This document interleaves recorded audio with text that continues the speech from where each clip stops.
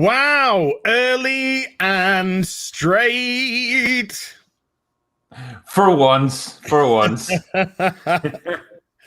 technical problems this time. No, I know, it's crazy. Just like you text us like 15 minutes before we start to go, I'm ready to go. Yeah. And then I'm just like, okay, I'm just resetting my PC. So just reset everything. I'm pumped, man. I'm ready to talk about Battle Royale. Ready to fucking kill some people.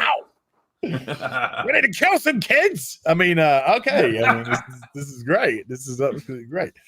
Hi everyone, how you doing? Special Monday night stream. Normally don't stream on a Monday. It's a relatively free day, but as you can see behind me, this beautiful thing came last week, and I contacted Drink and I say, dude, do you want to, because I think I'd spoken to you about this before, you know, when I'd pre-ordered it like a couple of months back, and I was like, when it comes, do you fancy talking about it? So, yeah, I dropped you a line and said, hey, dude, do you fancy talking about Battle Royale? And he was just like, oh, yeah. Let's do this. Fuck yeah.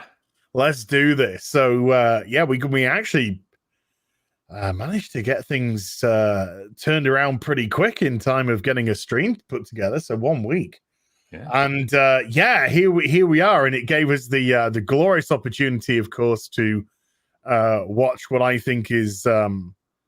I just think one of the greatest movies of all time. Never mind, you know, the greatest great international movie or anything like that. It's just one of the greatest movies, I think. It's just so rewarding to watch, and it's one of those films that can switch effortlessly between different emotional tones and different genres. Because on the one hand, you've got it's almost like a high school drama. You know, and all the angst and stuff that comes with being a high school student, like, you know, strained friendships and romances and affairs and stuff, but played out with guns. But it has like moments of really black comedy, like guys staggering around with axes in their heads, you know, apologizing because they think they're okay to carry on fighting and then just dying. But then really poignant moments, like where you know, a couple will, you know, decide that they just can't handle this anymore and they throw themselves off a cliff, and you know there's all this stuff in between, and you know, tense sort of action thriller moments. It's just a film that really does everything, and it does it really effortlessly, and that's a real skill. Oh, absolutely. That's a beautiful way of encapsulating it. It is, because one thing that it never forgets is that the kids. And it'd be so easy to write this from the perspective of a mature adult, and suddenly all your children are mature adults, and they're not. You know, that they're written as what they are, which is 15-year-old children. And even though they're in this insane high stakes game, there's almost a surreal element that they don't quite believe it themselves. Some of them, as you say, they branch off. They just try and act normally with their segment of friends that they have at school. Some find they're in a darkness. You know, some will resist and fight only to survive. And then, of course, we have the two wild cards, which are two of the two children who do not belong in this class, which have been put into to shake the status quo. In other words, two wolves to cull the sheep, who allegedly were volunteers. And we find one of them was a volunteer. We find that another one wasn't necessarily a volunteer later on. But this is a film that just doesn't fuck around. It starts off at 100 miles an hour and just boom. You know, you're into it. There's no real build up to the event. There's no like 20-minute of let's get to know our characters. Let's just develop a little bit of a plot here. No, this is like 5 minutes. They're on the island, and it's all ready to go. And I kind of really. I really enjoyed that, because to me, you feel almost as disorientated as the kids. Yeah, I think it plays with you in that way, in that a different film might have had you, like you say, it would establish these characters and let you get to know them in the real world before they're thrust into this situation. So you know very quickly, you know, who you're rooting for, who the good guys are, who the bad guys are. But this film doesn't do that. It throws them all into this situation within the first 5 or 10 minutes. You don't really know much about any of them. And so initially, you're really not sure who's the good person and who's the bad guys. You don't know who you should be rooting for. And you come to know these people over the course of the movie. They're defined by how they react to this situation.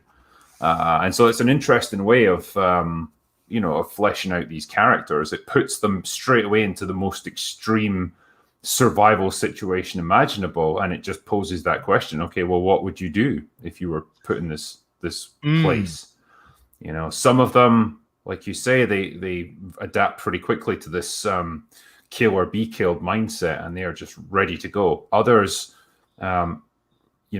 reluctantly go through with it. Others panic. Some of them just refuse to take part. Some of them try to reason with everyone and call a truce. And it's all just defined by their own basic personalities. And so you get a real mix of people and how they react. And the thing I love about this film as well is that, you know, being a good person doesn't keep you safe in the slightest. No. There's many people who trust someone and get betrayed, or, you know, they think they can reason with others and they find out that they can't, or they just get unceremoniously killed. It's a brutal, unforgiving environment, and so it's you can't really get attached to anyone too much, because man, they just start dying quickly. Oh yeah, very quick. Yeah. I think the original tagline for the film was can you kill your best friend? I think that was the tagline on the when it first came out, because this was made in the year 2000. So it's 21 years old now, and the vast majority of the main cast were actually the same age as they were meant to be playing. So they were like 15-year-old, 15-year-old, 16-year-old kids. There were a couple of discrepancies. Kawada was, I think, about 24 and he's meant to be playing a 16-year-old. But, you know, Nanahana Shuriar and Noriko and Nobu, all those sort of main ones that we see at the start, all 15 years old. I think they look it. Yeah, they really do. And I think, you know, Japanese people are kind of naturally fairly youthful looking, particularly like teenagers. And so when you've got them like that, and they're all dressed up in the kind of formal school uniforms, you know, the shirt and tie and the blazers and stuff, so that makes them look even younger. And it's even more of a weird juxtaposition when you see them brutally killing each other. Yes. You know, dressed as they are. It just seems so bizarre. Yeah, I mean, that's where the sequel kind of loses you as well. I mean, there is a sequel to this, and the sequel was started by Fukusaka, Kinji Fukusaka, but he was old and he was, you know, he passed away. And he had cancer, didn't he? He was really ill with that. And he was trying to get trying to tell his son how the sequel should go. And his son was just not understanding whatsoever. But and in the sequel, of course, they're all in military outfits, and you lose that innocence just simply by the garb that they're wearing. You got school children in school uniform that look 15 years old, going around brutally killing each other.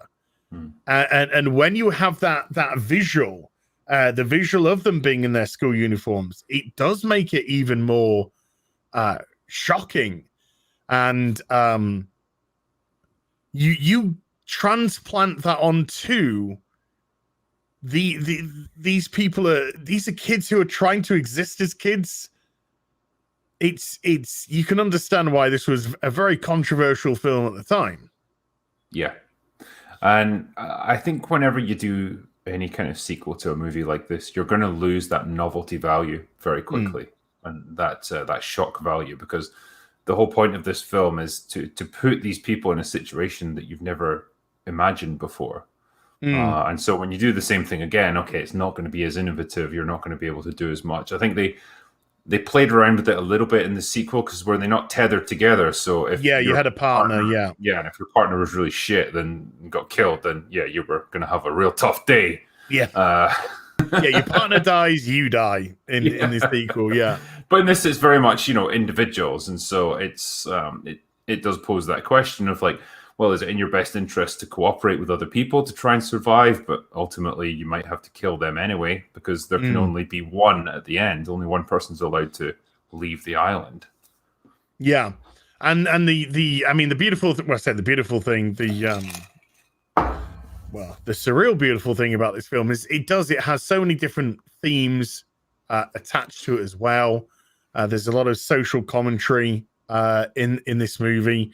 And it's so clever because Fukasaku, although he was old, he was old oldish when he made this. He was always looking at it from the perspective of the kids, not the adults. And so he actually had this great love and affinity for youth and for youth growing up, but understood as an adult the disconnection between youth and adulthood. And it's it's interesting now. You just have to look at social media, for example, and you can just look on your timeline, and no doubt some people you'll be following will be arguing with people half their age, and it's just like, what's the fucking point? I think there's universal things to that as well, isn't there? Because there's always that conflict between the older generations and the ones coming up. And it's always been the same thing. I'm sure there's even a quote from fucking Plato from like 2,000 years ago where he was saying, the youth of today don't respect their elders and they go around screwing things up and everything. It's always been like that, and so I think any director can tap into that if they keep it broad enough. And this is what they do with this movie. It's set in this slightly alternate universe where Japan is a country with massive social problems, and I think it's almost like the place has devolved into a totalitarian police state. The army seems to run everything. Everything's like quite brutal. The schools are falling apart. It's a different world than what you actually had at the time. And I don't know if there really was a trend amongst the Japanese youth of the early 2000s where they were just rebelling against everything, and this was very timely, or if it was just completely made up. I don't know enough about the culture to know that, but it seems plausible enough. And damn, like you see the world today, it's like, well, okay, I could definitely see that happening. I mean, I think 20 years ago when I watched this, it was just like, my God, something like this could never happen. You'd watch it, you'd think it was all some sort of Running Man shit, oh no, this will never happen. And like 21 years later, you're kind of like, I can kind of see something along these lines potentially developing if shit doesn't get, fixed. It's like reality TV. You see reality TV just spiraling out of control till you literally get celebrity deathmatch, Yeah, I just love that. There's really no attempt to teach the kids a moral lesson through all of this. It's not like, if they were to learn to work together and overcome their differences, that they would suddenly be released from this island. The teacher would say to them, well, you've learned your lesson. You've learned to cooperate and be part of a team, and you've learned the value of responsibility. So we're going to let you go. That was the point of this. It's very much like, no, you are going to kill each other until there's only one left, and we might consider letting that person survive. It's because we're shown early that the kids are very truant. They are kids. They are very truant. But the adults are just the same. The adults have as little respect for the kids as the kids have for the adults. And so it's not as if there's a nurturing hierarchy here that's like, we need to show these kids some tough love, and this is going to be a horrible experience, but If we can get through, no. This is just like, right, you little fuckers. You know? Time to die. Yeah, time to fucking, you got no respect for us. We got no fucking respect for you. We'll teach you respect, and we'll teach you it the hard way. We'll teach you it through blood and guts. And yeah, I mean that's I think shown very early on when the kids are brought into the room for the debriefing when they get kidnapped and taken to the island. Oh, that scene is just fantastic. One of the women. The fact that they got a fucking J-pop type girl to do the presentation, and she's on the video like all happy clappy about, "Hey, you're going to this island, and you better do your best." Yeah, that's so good. I love it. And I just love it just makes it feel like a game, doesn't it? I think when I first saw this, because I missed the very start, the very first time I saw this movie, I came in around about this point, and it was when one of the girls, one of the students is talking during the video presentation, and so the teacher just goes, "No whispering," and fucking throws a knife right through her head. Yeah. And then, because up until then, I mean, you saw at the beginning the previous battle royale, the end of the previous battle royale, where the winner is being taken away, and the press are all lined up, and it's this little girl, and she's just covered in blood and clutching her teddy bear, and she's smiling. And it looks like a really young class has been selected that year. It's horrendous. And then you haven't seen any of the violence. That's the only thing that you've seen. And so you're aware of what's going to happen. And you're aware of when this class is kidnapped and taken to the island. You're aware of what they're going to do. But it's not until that moment, it's not until Takeshi Kitano literally just pegs that knife through a forehead that you're just like, oh, there is no fucking about here at all. This is just, examples have to be made straight up. Yeah. To make the kids realize that this, although we have this kawaii presenter, who's trying to appeal to the kids by giving it all that sort of stuff. And I think that's sort of how Japanese TV works. I think with Japanese culture, there's a real emphasis on positivity with everything. Yes. So every aspect of their media, even like the newspapers, when they report stuff, they'll always put the absolute most positive spin on anything. But it's all just relative. So if they use anything less than like glowing praise for something, that whoever's reading it would know, like, oh shit, things are dire. And it's just a different sort of benchmark for them. But yeah, it's exactly that. And it's just a weird, surreal touch that they've got this like, super cheerful girl who's just telling them how they're going to be brutal and murdering each other. Yeah. But it does very clearly explain what they're going to be doing. So they're getting sent to an uninhabited island. They've all been fitted with explosive collars so that if they try to escape, the collars will detonate. It's just like the Running Man. So it'll kill them immediately. And they have 3 days to kill each other until there's only one person left, and that person will be allowed to leave. And the island is also divided up into zones. So if you happen to be in a danger zone, when it goes active, your collar will blow up, and again you die. So the idea is it funnels them all in towards a certain place where they're all going to fight each other anyway. Just like Battle Royale mode, just like Battle Royale. But instead of just having a big circle that comes in, there's zones, and in time intervals, zones get activated until, like I say, you'll get funneled. You'll get funneled into one big fighting zone at the end. But it is set up to almost have that game show experience.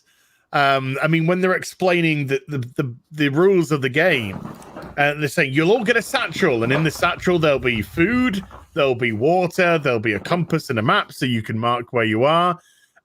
You'll also get yourself a random weapon. And the weapon could be a good weapon or not so good weapon. Yeah. And we see that, some of the kids are getting crossbows and Uzis and handguns. Others are getting fucking paper fans, pot lids, binoculars. They're getting some But it's funny how both the binoculars and the pot lid come into effect at some point. But yeah, you just so it's a complete random element of what you're going to get. Are you going to get a good weapon? Are you going to get a terrible weapon? How's it going to operate? And then again, there's no sense of fairness or justice to it. No, if you get lumbered with a shit weapon, there's a good chance you're going to die. Because you just don't have anything. Could argue that is fair. The fairness is the random element of it.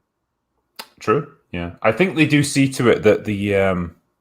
Well, no, actually, I was going to say that the psycho guys get the best weapons, but they don't. Like the psycho guy has to earn his. He comes across a gang who tried to ambush him, and he takes a gun off them. Cowarder gets his bag. Who's one of the two boys who were brought in, and he leaves, and then he comes back and throws his bag at the person who goes, "No, that's mine," which would have been the next one, which would have been Psycho Guy's. And that's the one that has the shotgun in it. So he takes the one that's got the shotgun in it. So that would have probably have gone to Psycho Guy, and Psycho Guy ended up getting a fucking paper fan. Yeah. But he took advantage of that pretty quickly. But yeah, and then I think what was very clever is instead of letting all the kids just like disperse and then start fighting, the fighting literally started outside of the door. Where the first boy and the first girl went out, and then the first boy immediately crossbows the first girl through the neck. Oh, that was the fat kid, wasn't it? Because like he's really crying about it. He doesn't want to be doing it, but he's like, "Oh my god, what am I doing?" But again, that instinct to survive is stronger, and so when another character comes out, this girl staggers towards him with a crossbow bolt like right through her neck, and she's like, "Oh, what do I do?" I don't know what's happened, and then she just falls down and dies. And so this guy comes out and tries to attack him as well, and so it's brutal right off the bat. There's that instinct immediately to fight to survive. Yeah, and then he's all panicky. He loses his crossbow, and one of the other guys has come out. Hey, is this yours? Did you drop this? And instead of just going, yeah, and trying to casually get it back, he's just freaking out and going, rah! So he just runs towards the guy, and the guy's just like, boom. So he gets killed with his own weapon, the fat bloke. But yeah, it's just immediately right off the bat, they're leaving and they're just killing each other from the get-go. And it's interesting because, like you said, some people just have literally their primal survival instinct just kicks in. Yeah. I gotta win. I gotta survive. And just, there was one of the kids asking like normal questions in the briefing. It was just like, if I win, do I get to leave? And he's just like, yeah, if everyone else is dead. And if I win, can I go back to school and stuff? Yeah, because they also demonstrate the explosive collar, don't they, on another guy? Yeah, Nobu, yeah. Nanohana Shodia's best friend, yeah. Yes, because I think he'd fucked with the teacher before, and so he was a prime candidate for getting exploded. And so it always reminds me of that bit in RoboCop when Ed 209 comes into the boardroom and it malfunctions and it's targeting this guy who's trying to like fade into the crowd, but everyone keeps pushing him out into the open because they're like, "No, don't come near me, fuck." And so it's the same with this. He's like staggering around the room like, "Please help me, don't let it go off," and everyone's just pushing him away, and then out comes his whole throat just explodes. And it's gruesome as well. This is, these aren't digital squibs. These are legit squibs that they were using. This is before, prior to digital technology being really implemented. It just this huge spray of blood as his neck explodes. Yeah. So again, it's always important in things like this to demonstrate the power of things like this. that they actually do work. You always get that in movies, whether it's some new weapon or whatever. One person will get exposed to it just so you can see what it does. And so same here. They make an example of this person. And so that sets up your stakes really effectively for the movie. You know what exactly these people are involved in, what will happen if they screw up, and then they're just turned loose on the island. So it's now a case of seeing how each person reacts to being in that situation. And so I think pretty quickly you get to see Psycho Guy. He gets ambushed by a gang who've obviously banded together. They're like a group of friends. They've got weapons like guns and stuff, and they think they've got the drop on him. And the scene plays out very quickly, so you're not quite sure what he does, but he basically just they're about to take him down. He grabs someone, takes a hold of his gun, just hoses them down with an Uzi and kills everyone. And so that's like 4 or 5 people dead right off the bat. You know, the girl and the fat kid at the start with the crossbow, they're both killed as well. So there's like 7 people who are just dead within the first few minutes.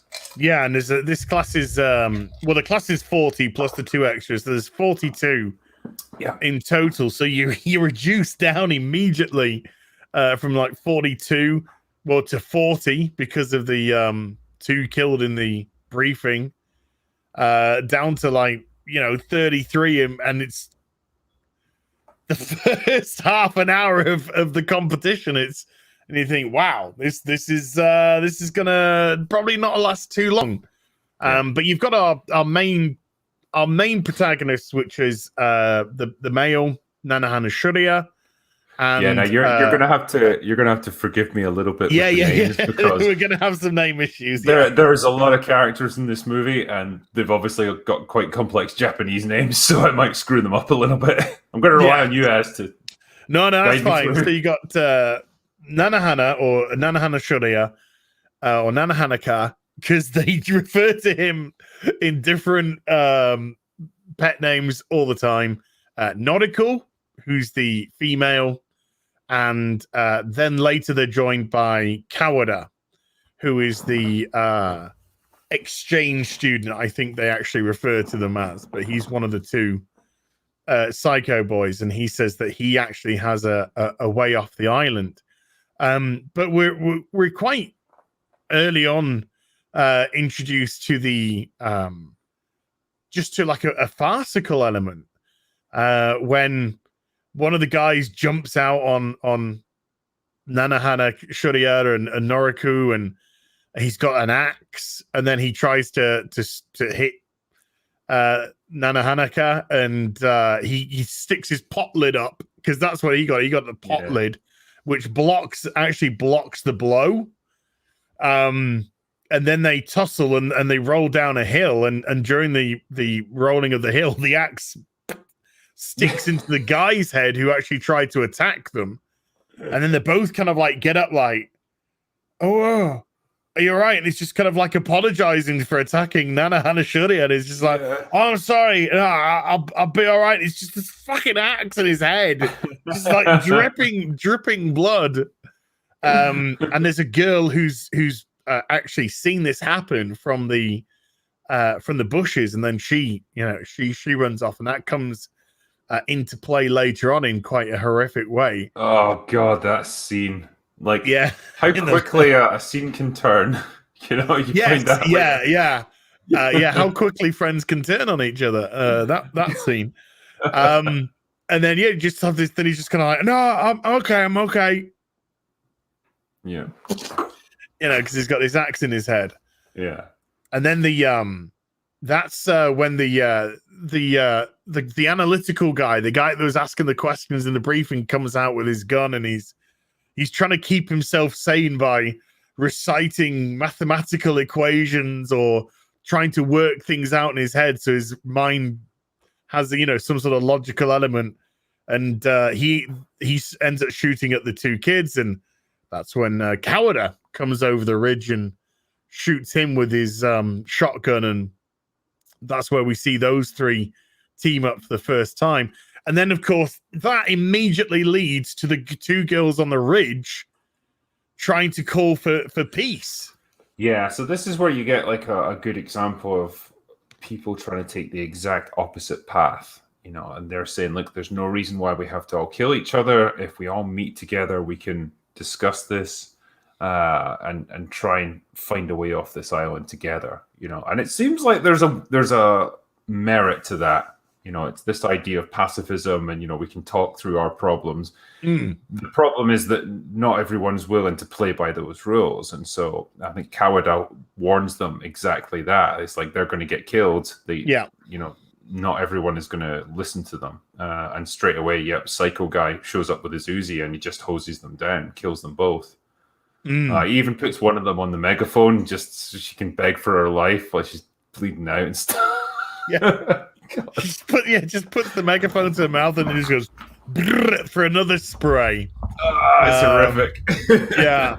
And I think actually that's one of the things that I actually do like about this film is it's not worrying about how many bullets are in a gun.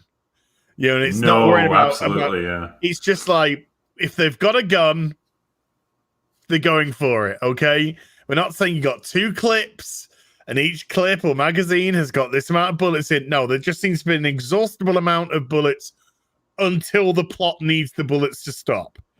And I'm okay with that because there is a surreal element to this anyway. So why not indulge that fantasy as well? Because that psycho guy seems to have an inexhaustible amount of Uzi bullets. There are also, because I'll probably forget about this later. I know we're jumping ahead, but there are bulletproof vests as well, and one guy has them, and he's very pleased when his bulletproof vest saves his life, not knowing that the psycho guy is right above him with a samurai sword, and then he just leaps down, slices his head right off. And then his head's used to hold a grenade as he lobs his head into the there's some that psycho kid is psycho kid for a reason. I can't remember. It's Kitunia. He's Kit somebody. Let's have a look in this one. Let's see if we can get an actual name for this guy. But they just give his name as Shinji Mamura. Okay, that's it. That's all we get for. No, he's boy number 5. No, he's boy number 6. I don't know. I'll have to find. Never mind. Whatever.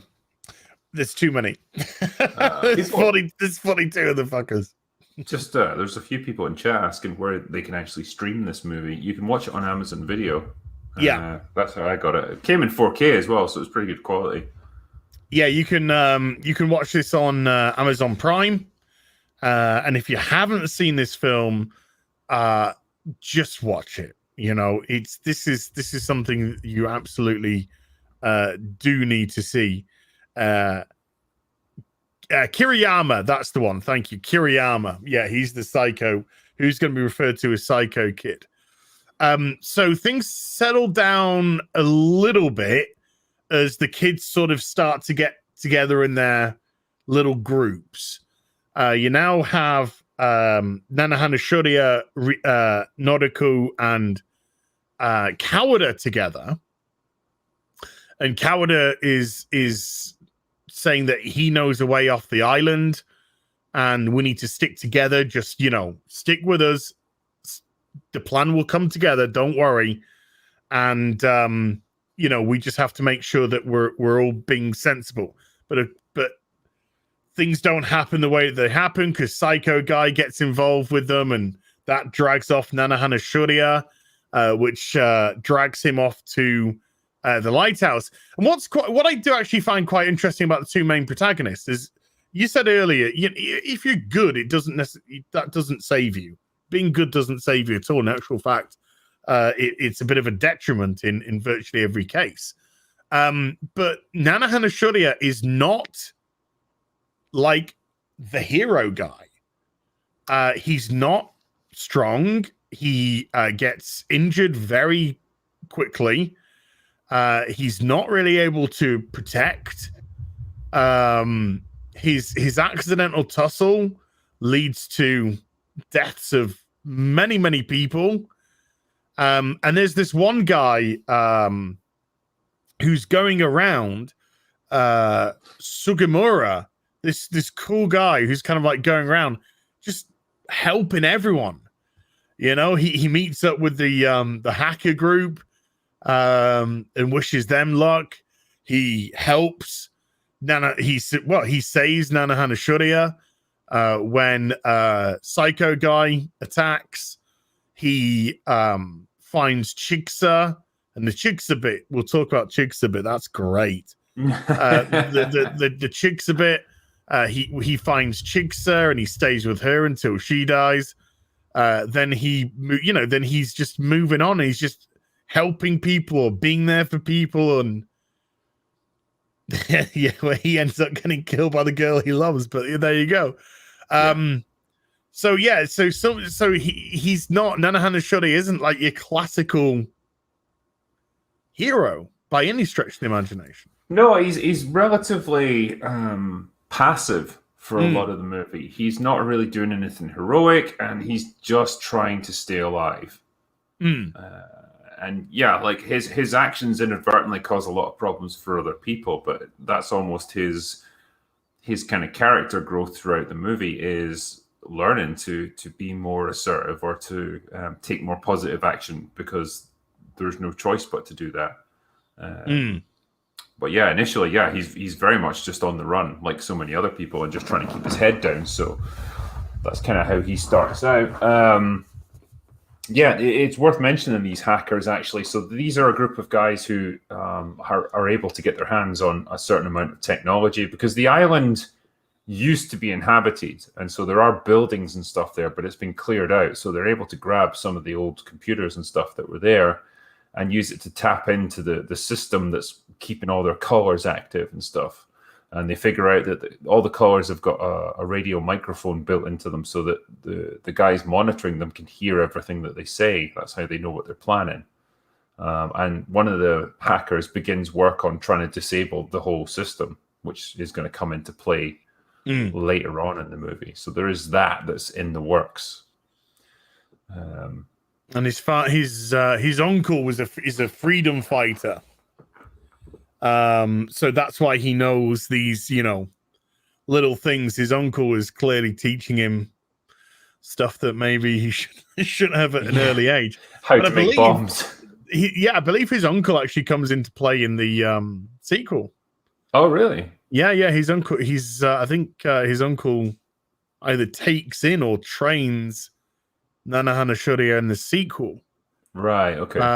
But it's been a long time since I've seen Battle Royale 2, and I'm talking 15 years, maybe. 10, I'd say 10, 12 years since I've seen it. One for a future episode, then. Yeah. We'll have to refresh on that one. It's around about this time as well, I think, that you get the couple that I referenced earlier who just decide that they are not going to participate in this. And so they head to the cliffs and throw themselves off. And it goes back to that point I made earlier that, this movie can move from, a guy with the axe through his head apologizing and saying that he's all right to keep fighting, which is just black comedy and gory, to moments like this where these people who are faced with the most horrific choice, do you participate in this battle royale and kill your own friends, or do you just end it?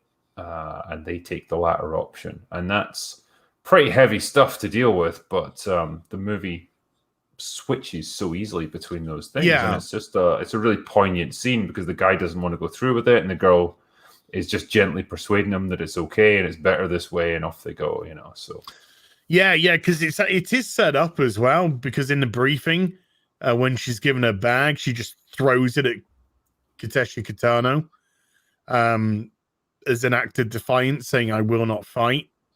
And then she leaves, and then the next time we see her, she's with a boyfriend, and they're both sweet kids. And they'd be like, "We'd rather kill ourselves than kill."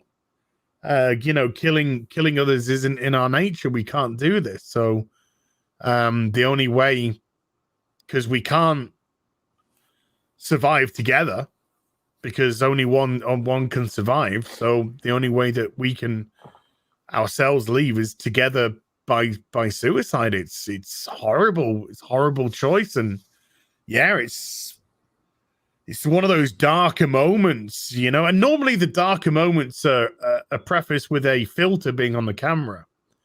There's normally a filter on the camera when he's filming these real darker moments, and then the filter kind of comes off for more of the actiony, or you know, staged events.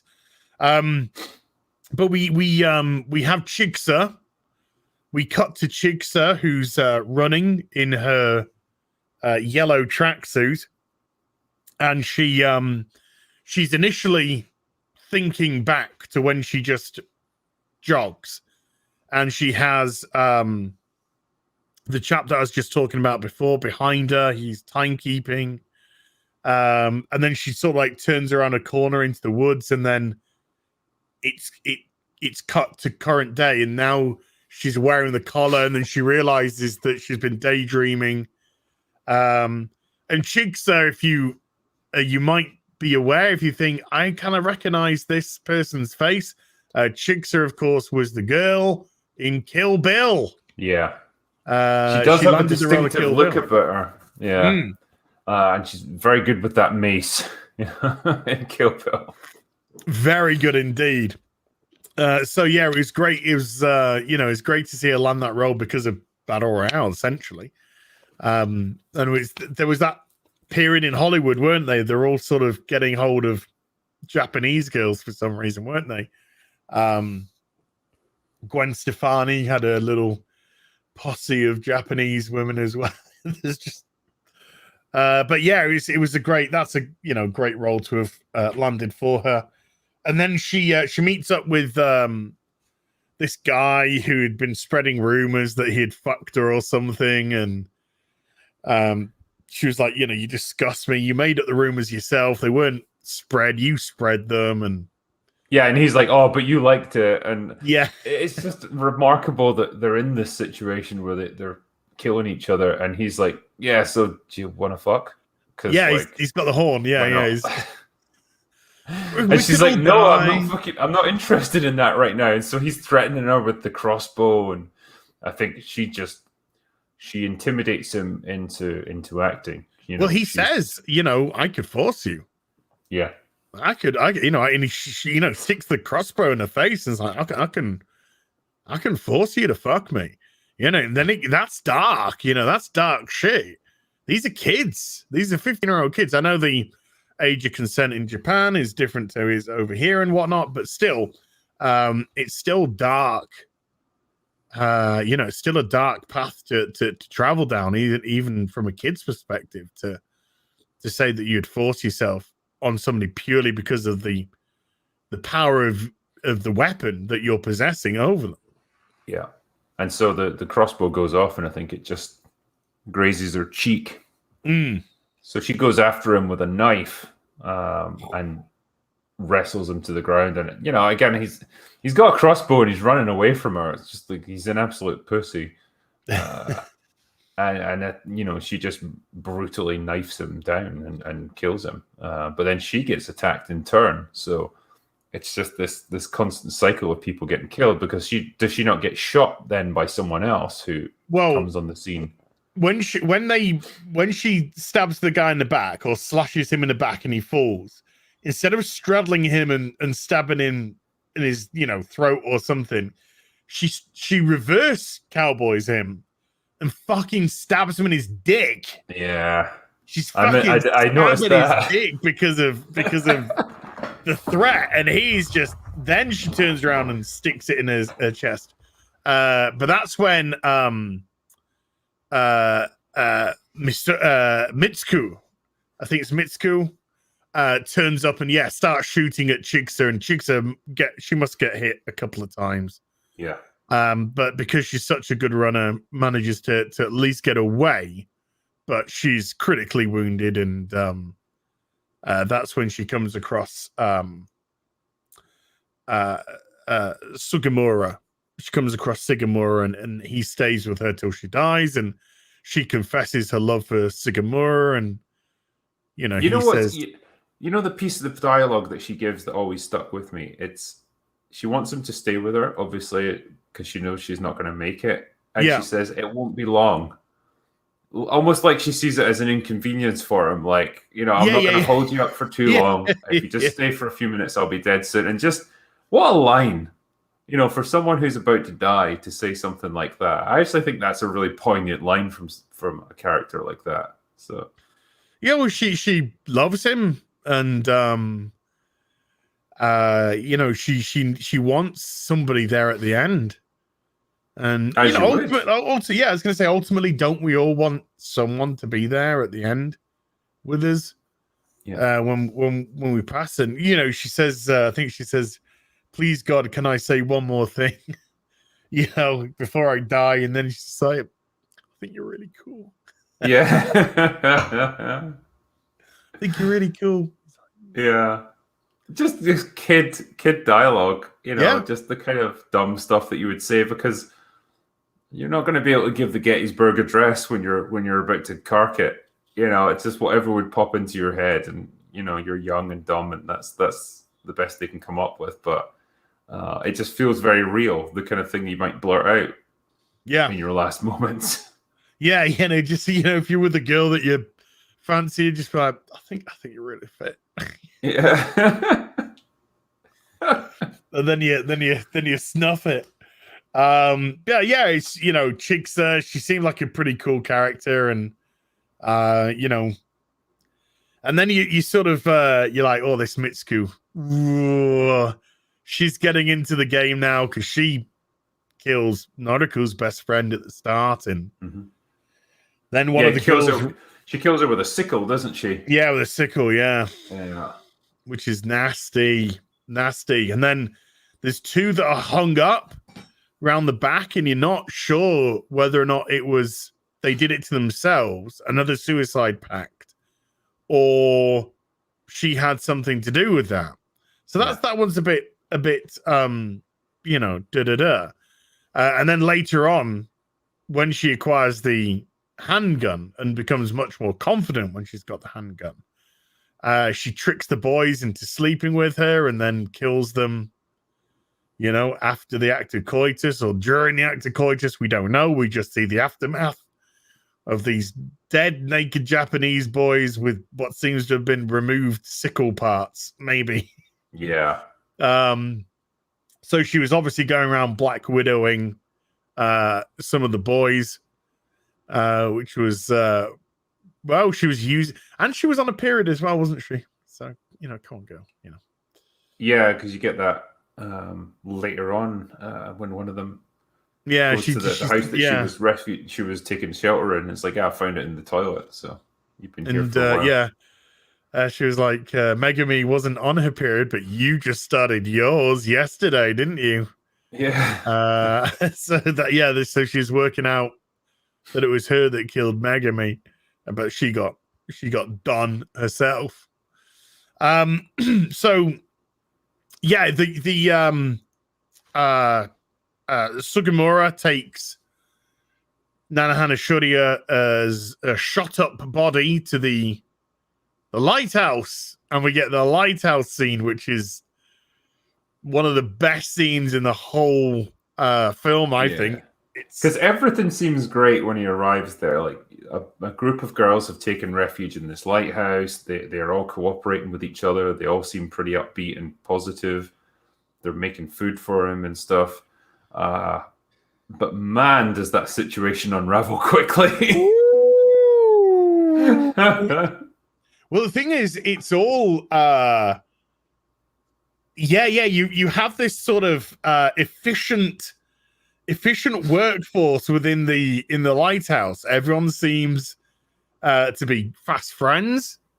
Everyone has a role to play. One of them's bandaging Nanohanaka, two are cooking, one's cleaning. You've got two other girls who've gone out patrolling, and then of course they took in the girl who saw Nanohanaka tussle with the other boy who ended up with the axe in his head.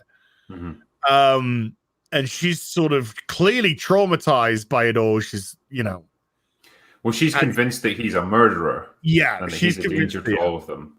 And they're all saying, I've spoken to him. I mean, she saw it and she could see it was an accident, but she doesn't think it is. And then the other girl said, I've spoken to him about it. He's assured me it's an accident. He doesn't mind being locked in the room because, the girls are nervous. There's a boy. So they lock him in his room and he's like, fine with that. And then the dishing out the food and the girl's like, shouldn't we give Nana Hanukkah his food first? So like, oh yeah, that's a good idea. So they pour a plate of spaghetti and, broth and whatever. And she takes her weapon, which is a vial of poison, and mixes it into food. And then before she could take the food up, the two patrol girls come in. They're mucking about because they're friends. She just grabs the plate of food that she's got, starts tucking in, going, oh, this is beautiful. You're such a good cook. And they're all like teasing each other and mucking around. I love how the scene's framed, though, because that girl is just behind her and you just see her go, oh. Yeah. She's when she grabs it, she's just like, don't do it. Don't do it. And then she sits down, she starts eating it. And all the other girls are just like happy-go-lucky because they don't know what the hell's going on here. And then, yes, within just a few moments of her taking a couple of bites of this meal, she's sort of like, and then just this huge ream of blood splattering out, head plant dead. Yeah. I love how there's not even a focus on her face or anything. She just like spews up the blood and then like straight face down on the table. Yeah, it's just an immediate plant. It's like plump straight into food. This one's a goner. Guts out the mouth. This one's pretty horrendously been poisoned. And then that's it. The girls immediately just turn on each other as to who poisoned the food, and it gets out of control immediately, and guns are drawn, guns are fired, everyone's just wasted, absolutely wasted in this room now, apart from the poisoner, who's just hiding under the desk and survives the whole crazy, 0 to 60 death brigade. She doesn't survive for long, to be fair. No, she doesn't survive for long, but that's her own decision, though. That's her own decision to make. She then realizes what she's done, goes up, unlocks Nan Hanukkah's door so he can get out. And he's like banging on, what's going on? And then I think she apologizes to him. Yeah, she does. When he opens the door, and then she runs up the lighthouse, and then he runs down, and just sees the bloodbath that's happened, and then he goes up after her, and he's at the top of the lighthouse, and he's just like looking around, where is she? And then looks down, and she's just thrown herself off the top to her death. Yeah, she's splatted. Not been able to live with the guilt. And then he's just like, what the fuck is going on? He's just like, what is going on? He just can't comprehend the craziness that he's just having to deal with. When you just can't catch a break. No, but it's pretty... The shootout scene is so brutal because there's at one point the girl with the Uzi just like leaps up onto a table and starts spraying bullets at the other two, and they're hammering her with handguns, and so they all wipe each other out. But yeah, just the amount of firepower going on and the amount of like punishment they're both taking before they go down.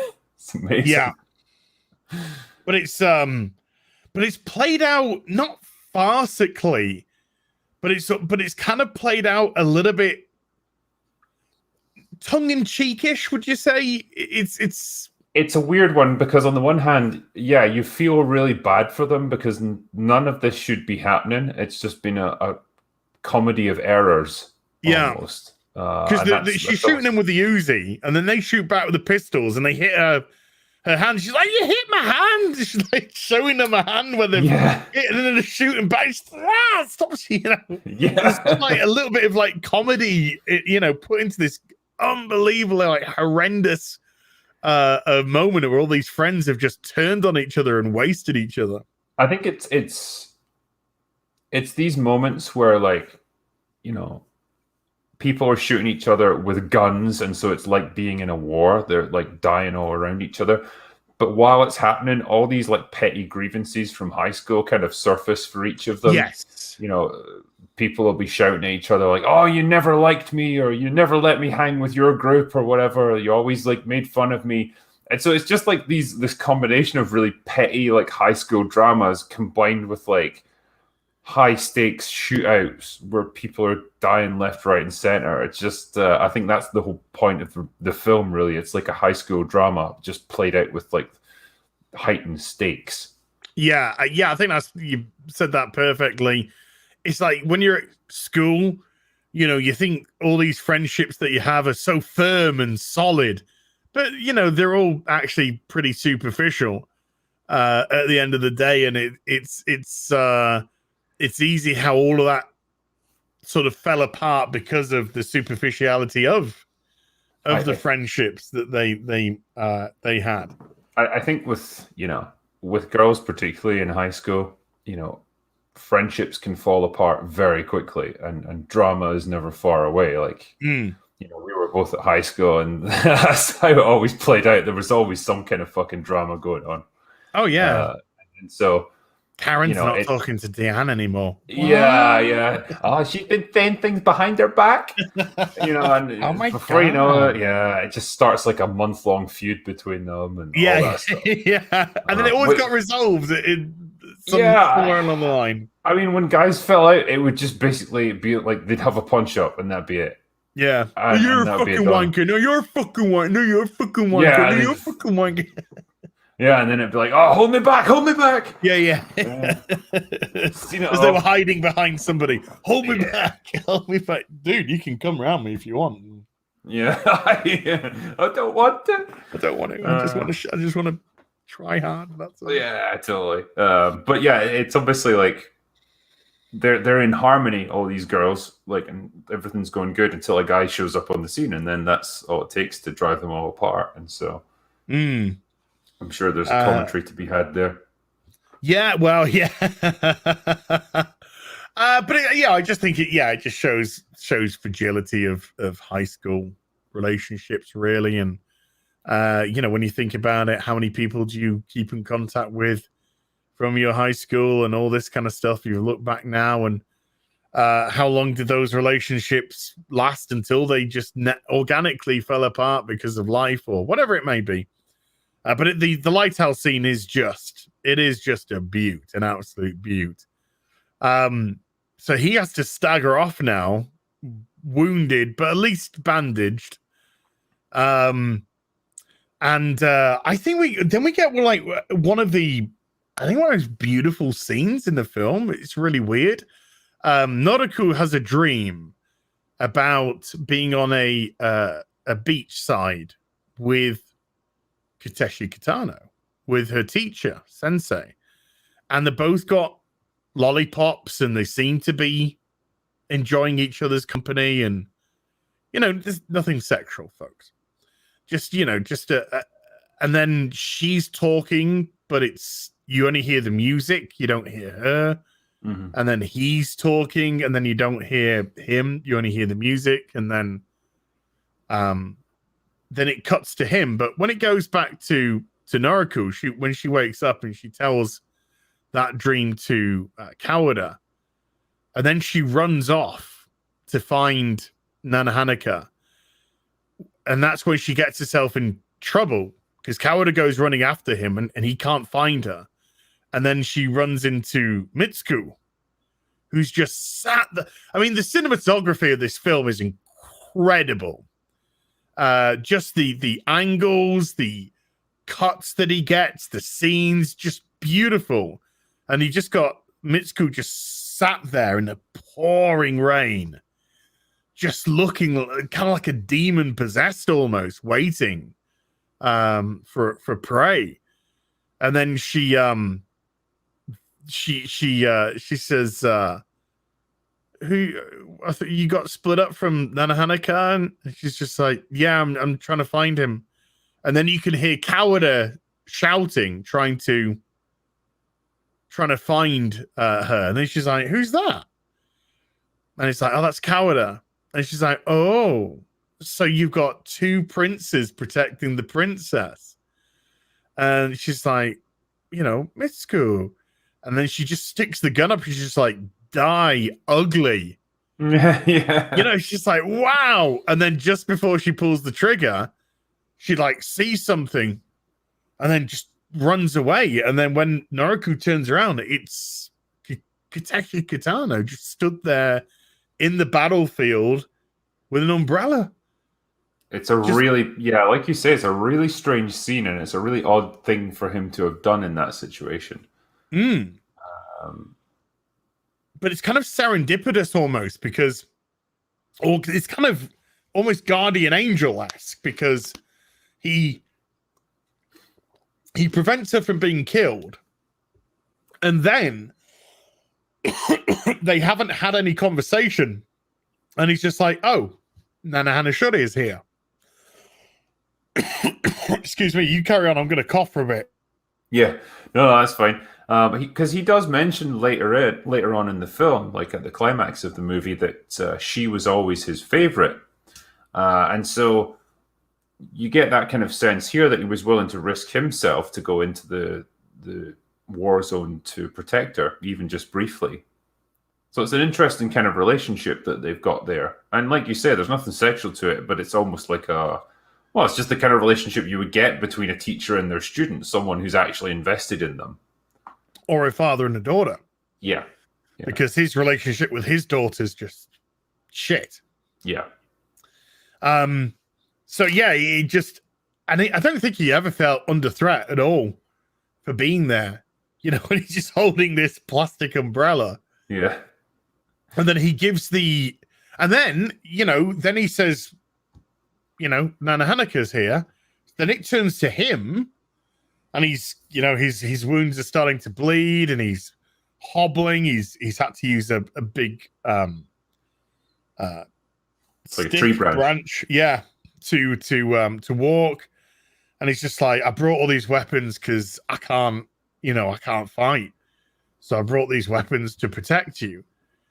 And then when it pans out, Kitachi Kitano's gone, and Kawada comes into frame, and you got this beautiful frame of Kawada at the back, the umbrella that's been placed over Nanahanaka, and Noriko just like knelt down over him, and it's just like, God damn, there are some incredible shots in this.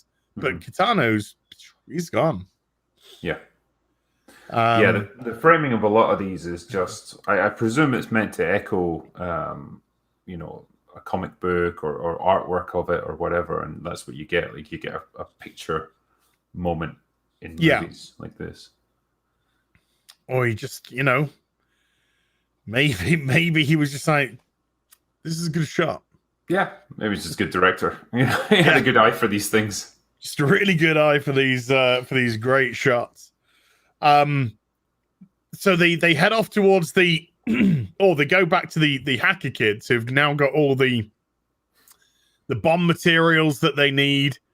They've hacked into the school now, so they can pull down their systems, reset all the danger zones. And they said, "Right, we've got 15 minutes until they can repair the systems. We need to take this wagon full of explosives now, with fertilizer and the pesticide and all that stuff, and blow up the school before they got time to recover." and then they hear a noise, and they assume that it's Nanahanaka. And so one of the boys just goes, like, Nanahanaka, we're over here, and it's Psycho Boy. So Psycho Boy just mows him down immediately. The other two take refuge. One of them gets mowed down as they try and move again. And then when the third one realizes both his friends are gone, he's just like, fuck you to Psycho Guy. If I'm going down, I'm going to take you with me. So he actually runs and blows up, hits the detonator, or, smashes the detonator on the front of the wagon, and just blows the whole thing to smithereens in the hope of taking both him out and Psycho Dude.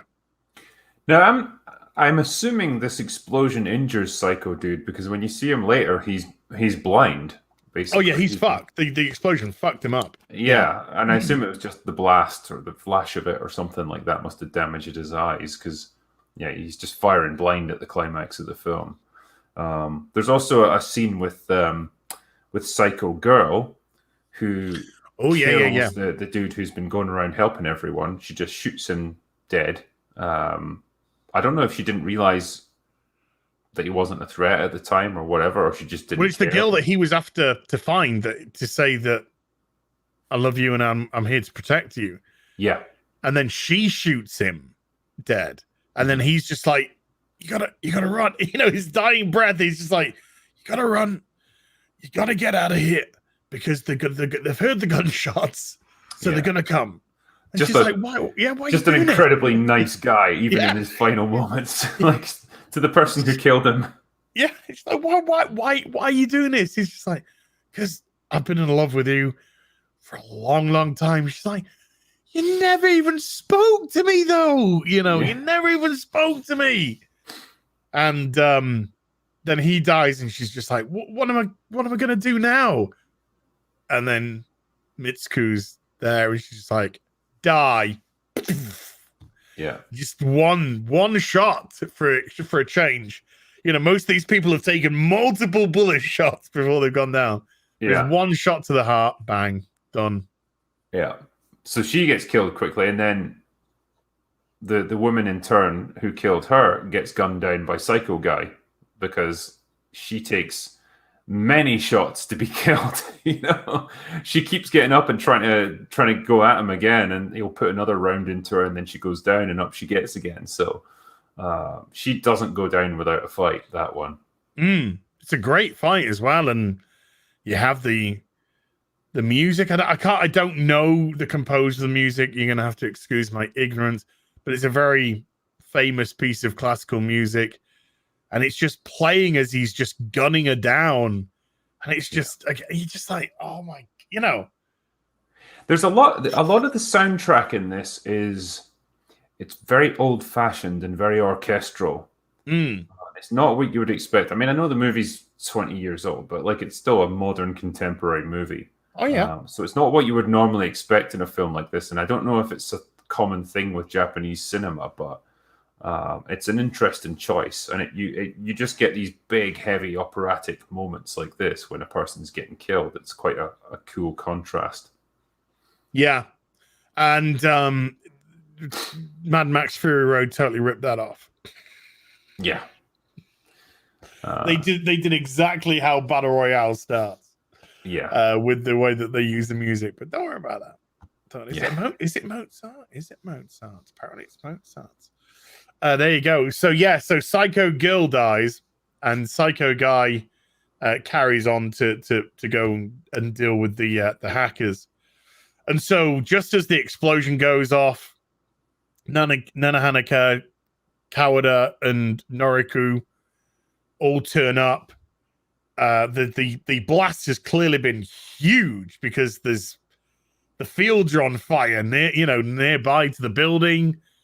And then we almost get a kind of Sephiroth moment from Final Fantasy. It's type of thing as Psycho Guy comes over the crest of the hill, and he's His eyes are just bleeding and they're just white. And he clearly knows he's now just fucked. But he's gone there for funsies, you know? Yeah. He's gone there to kill, to destroy the status quo. And so he ends up in a showdown with Kawada, and he's just mowing bullets everywhere, and Kawada's trying to hit him with the shotgun, and eventually puts him down, then shoots his collar. So the whole thing just goes. Yeah. And Psycho Guy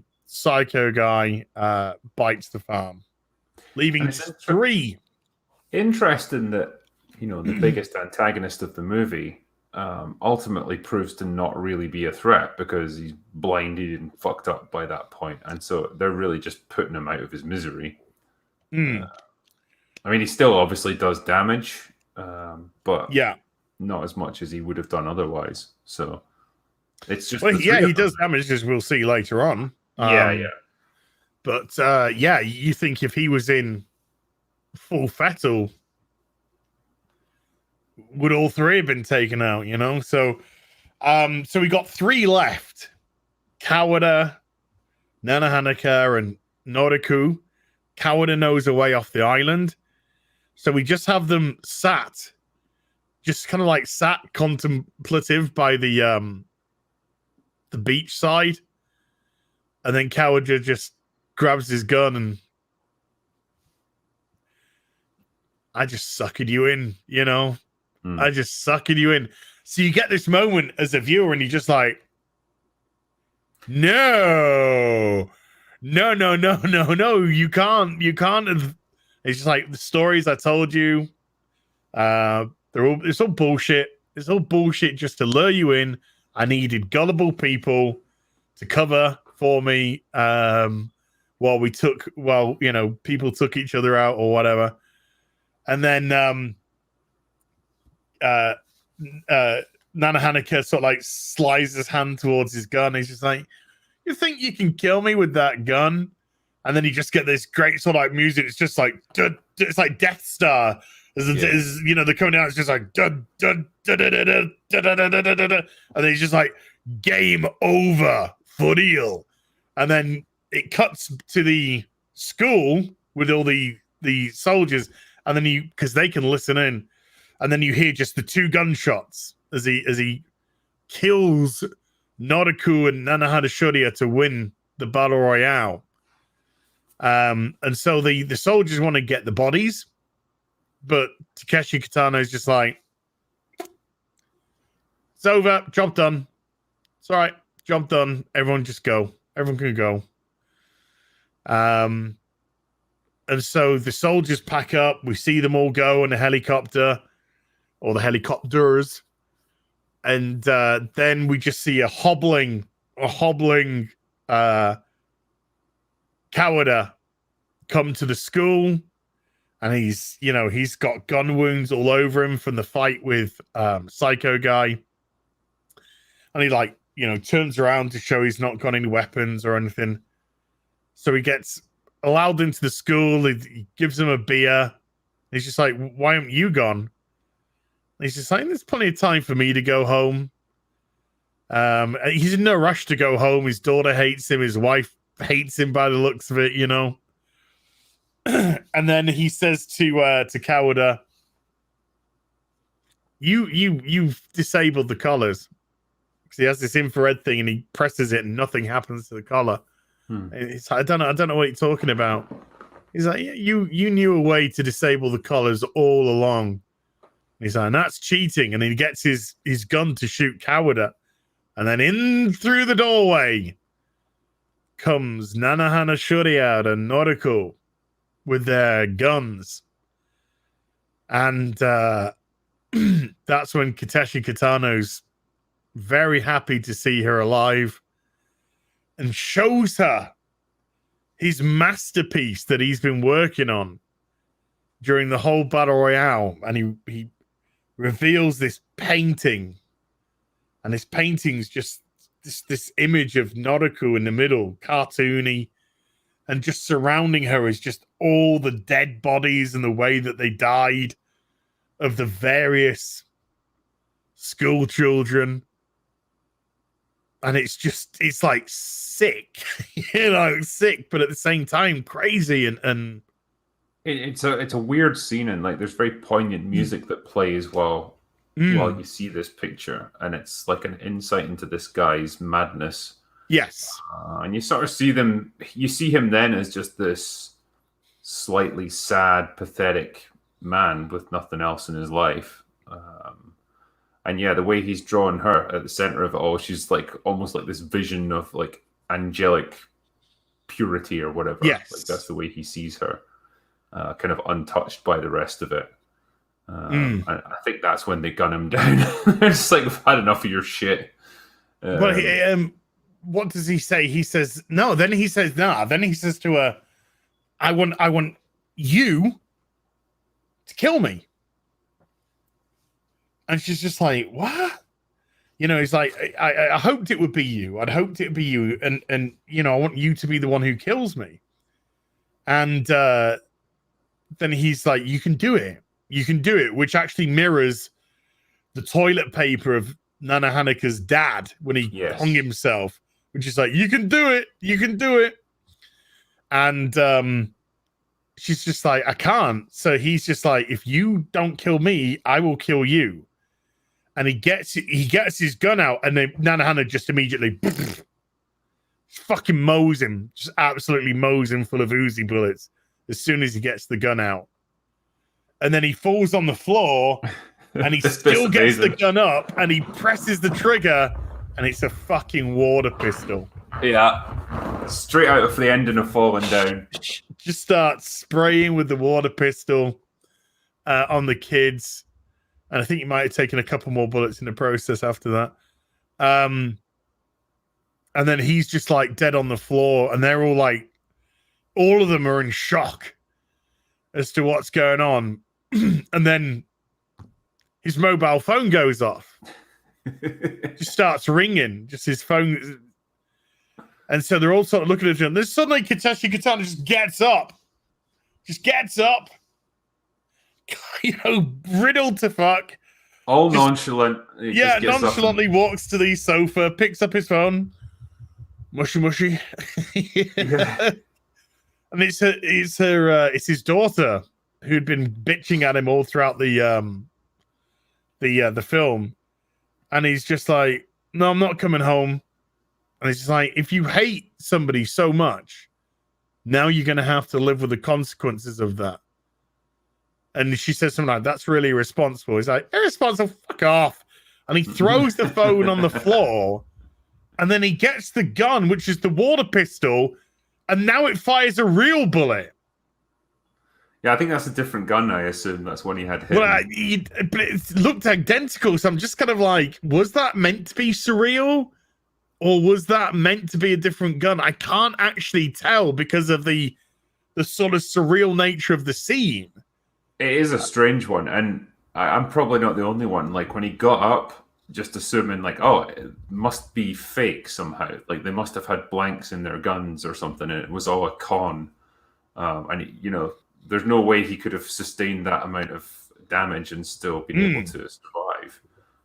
And then you find out, obviously, he doesn't. He just passes away right there in the chair. I think he eats one of the cookies that the last baked, cookie, I think, yeah. And he's just like, damn good cookies. These are real good cookies. Oh. And then truly dies. And then, then we get the kids escape on a boat. So you got Kawada, Noriku, Nana Haneke, and they're just like, right.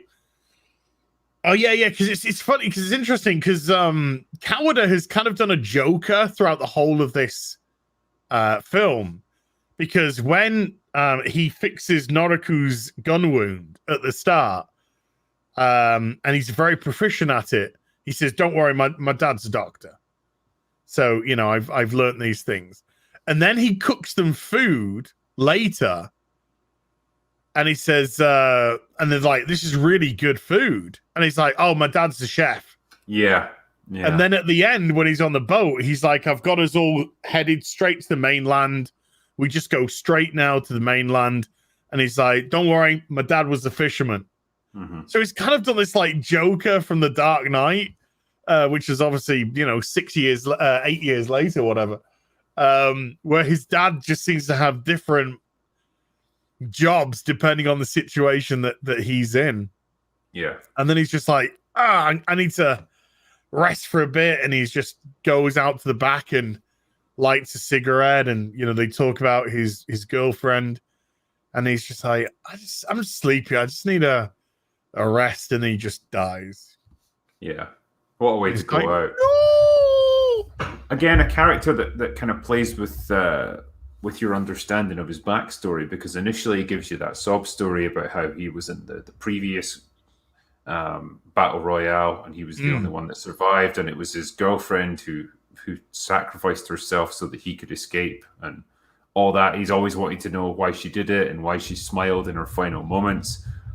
Then he claims that it was all fake when he pulls the gun on them, and he was just talking a load of bullshit to get their trust. And then right at the end you find out it was actually true after all. So the guy is constantly changing in your perception of him. And it makes him an interesting enigma, because you're never quite sure what is actually true about this guy and what isn't. Yeah, I mean, to me, Coward is the coolest fucking character there. He's the cool cat of the group, and they do pay a little homage to the character in the sequel, right? With the headband, I think Nana Haneke has like a little shrine with his headband on it in the sequel. And so we're just left with Nana Haneke and Nodoku, and they're back, and they're now on the run because the police have spun it into two kids who are now wanted for murder. Yeah. They're dangerous, and they're on the run. So they're just on the run from the police now, and that's their life. Yeah. But they will stick together through it. But they will stick together, yeah. And because of their experiences on this island, they're ready for anything that life can throw at them, because they've been through so much. They're more tough and self-reliant now, so you can kind of assume that they'll be able to survive on the run. Well, in the second one, it's been like I said, it's been probably 12, 13 years since I've seen the second one. What do they form? Was it like this the Fighter 7 or the Super 7 or something? Oh, now you're asking. It's been a while. It's like the Super 7 group, which are made up of former members of the Battle Royale programs. I think you're right, yeah. Do they become like antagonists or something in it? Well, they're meant to be the villains, but they're not. Right. Okay. Well, that's because that's exactly what the son was saying to his father before he passed away. He was just the Wild Seven. Thank you. They're called the Wild Seven. Because his son was just like, well, Nana Hana's got to die at the end of the sequel, hasn't he? Because he's the terrorist. And his dad's just like, no, you don't get it. Yeah. you don't get it. So yeah, he the second one they creates the Wild Seven. So yeah, just an absolutely beautiful film for such a violent thing. Do you have any sort of final thoughts before we go into the super chats? Just really to echo what I said at the start, like a movie that tackles so many different ideas and switches so easily between different emotional tones that it makes it seem effortless. A movie that brings real moments of poignancy mixed with dark humor and great action scenes, and a brilliant premise. Like, I know it's been done to death since this, like fucking Hunger Games. Like, what a shitty, pale imitation. Yeah. But this is the one that started it all, and this is the one that had the original idea, and just what a way to do it. Just a great film that I think everyone should see. I would hope that everyone's watching this has seen it already and we haven't totally ruined it for you, but I don't think it ruins it for even knowing, because the film is an experience to me. So, it doesn't really... I think you always get the idea from the outset that Nana Haneke and Nodoku are going to survive. Yes. I don't think that's ever really in jeopardy. They both seem to have copious amounts of purposeful plot armor to keep them safe. It's really about how everything else is going to unfold around them, and how certain people are going to play into it. But yeah, good God. People in chat were asking as well, should you watch it in Japanese with subtitles, or should you watch a dubbed version? Absolutely watch the original Japanese version with English subtitles. I think you would lose so much in a dub. And yeah, okay, you're gonna have to pay a bit more attention, but that's the nature of it. And I just think you get a much better performance out of the actors when you're actually hearing their original dialogue. Yes. I've always seen this in Japanese with subtitles. I've never seen it any other way. Don't want to see it any other way. To me, this is the way that it was meant to be seen. So yeah, absolutely watch it in Japanese with the original subs. Right, let's get into, thank you for being very patient, everyone who super chatted, appreciate that. Let's go into some of the questions maybe, or queries, or probably, knowing my channel, some very disturbing sexual fantasies that people will levy at I hope so. One of the two of us, yeah. So it starts off with Truxenhausen with a $10. Hail as and drinker. First, what BS plot device will the Mortal Kombat sequel make to bring back Kano? Second, did you laugh when Cole's superpower was literal plot armor? And who will play Mr. Cage? I haven't seen Mortal Kombat, so thank you for ruining it for me. Yeah, no, I've seen it. I think this isn't going to be ruining anything for you. I don't think I'm going to be watching it, dude. Don't worry about it. So at the end, all of the bad guys get sent back to the other realm that they came from, like Outworld. And I assume that the leader of them can just take Kano back there as well and just reanimate him so he can come back later. I wouldn't think that would be too hard to do, because Kano was the best thing in that movie. He's just like this wisecracking Australian dickhead, but he's just really funny and he gets all the best lines, and the actor they picked for him was awesome. Johnny Cage? They'll race swap him for sure. It'll probably be like Michael B. Jordan or someone like that that'll play him. I guarantee it, because they specifically don't show his face, and they light it in such a way that he could be white or black or anything else.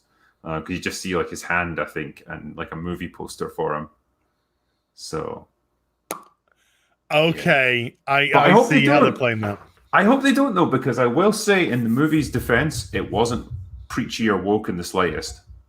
Okay, it was just a straight up action movie. So hopefully they don't go that route. That'd be nice. Yeah, just from what I hear, some terrible acting. Then Truxenhausen with another $10 super chat says, now I must ask. I asked this in the past for a live cast of the movie Rudy, starring Samwise Gamgee. Just wanted to say, if you love to watch a real life underdog story, this will be great for you all. I've seen Rudy once. I'm good. I'm good with seeing it once. Yeah, I honestly, mate, I don't know anything about it. I hate feel-good movies. They make me sick. Yeah, I don't want to feel good. Yeah, I want to feel angry. I want to feel anger or despair. I want to feel good. What do you feel good? I'd watch porn. The Great Mooder with a $5. As and Drinker doing Battle Royale fucking moist right now, as you should be. And they follow up at the first 4 super chats of 2 people following up their own super chats with another $2 super chat saying, happy Bullet Day Club, baby. Too sweet, me bro. Pow. There you go. You got too sweeted. Keaton Smith with a £1 super sticker of the smiley face. Thank you, Keaton. And Crazy Loon with a $2. 2 of my favorite YouTubers. Thank you. Stephen Lanuto with a $5. Battle Royale or How the Drinker Won Tatiana in a Bar in Inverness. Drinker, would you review Stephen McQueen's classic film Bullet? Oh, fuck yeah. Yeah. That's a good candidate for a Drinker's Extra shot on my second channel. Best car chase scene ever. Ever! Oh ever. My God, Dave! Best car in ever. San Francisco, I believe. It was, yeah. Before all the poop.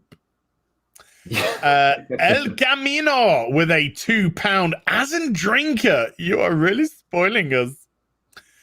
Thank you. Roger H with a 2 Canadian. Hey guys, hope you're doing well. I'm doing well, thank you. I do with definitely a lot more sleep, but I'm doing all right. Bo Horit with a £5. One of my favorite films of all time. First saw it when I was 11. Makes zero sense on a broad scale, but the emotional ideas explored are great. Yeah, I mean, they'd be dead after, they took a lot of punishment to these kids before they died. God bless their hearts. Butt Crack Media with a 1 Canadian poop emoji. Thank you. Deckard the Couch Guy with a 50 Norwegian kroner. Let's not forget the inspiration for it either, Lord of the Flies. There's not a long build-up before they're on the island in Lord of the Flies either. I didn't know that was its inspiration. I mean, you can see makes sense. The similarities, the islands, bunch of children, no rules, There wasn't the same impetus to kill in Lord of the Flies. That was just something that gradually happened. Yes. It evolved into like savagery and stuff, but there wasn't a specific goal like you have to kill each other until there's only one left. So it's like an accelerated version of Lord of the Flies. Yeah. Is it only Piggy that gets killed, or does more get killed? It's been a long time since I've read. Yeah, I know Piggy gets killed. I'm trying to think of others. I feel like there's a big confrontation near the end where another person gets killed, but maybe. Has been a long time since I've read Lord of the Flies, I must confess. Yeah.